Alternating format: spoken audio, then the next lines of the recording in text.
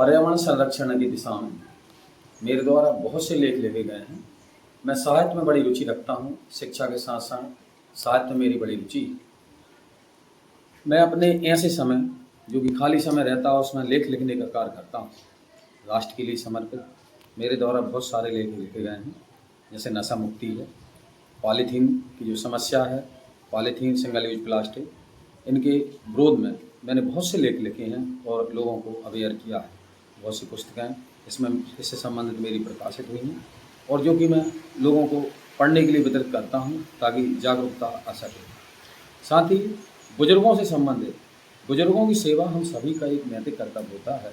वर्तमान में देखा जा रहा है कि नए युवा बुजुर्गों की सेवा से दूर भाग रहे हैं, उनकी सेवा आत्मीयता के साथ नहीं करते हैं। तो इस पर मैंने व्यंग्य के रूप में भी लेख लिखे हैं और उनको सजग करने की दृष्टि से भी लेख लिखे हैं। नशा मुक्ति, बुजुर्गों की सेवा और राष्ट्र में जैसी कोई चुनौतियाँ आती हैं उनसे संबंधित लेख लिखने का मेरा बड़ा शौक रहता है। धन्यवाद। पूरी जागरूकता के साथ पेड़ पौधों का लगाना, वृक्षारोपण करना, इसका मैं प्रचार प्रसार भी करता हूँ और लेख भी लिखता हूँ।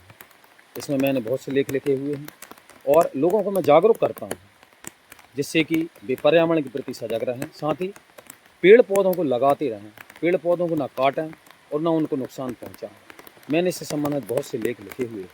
थैला का विमोचन हुआ है और बहुत ही महत्वपूर्ण विषय पर उन्होंने अपने जो थॉट्स हैं। आपको बहुत बहुत शुभकामनाएं वीर जी, और आप इसी तरह से पर्यावरण के लिए, स्कूल शिक्षा विभाग के लिए भी अच्छे कार्य करते रहें।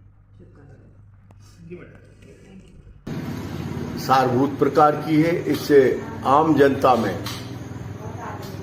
ऐसा मैं मानता हूं कि अच्छी चेतना पैदा होगी और ये पर्यावरण की दिशा में एक माइलस्टोन।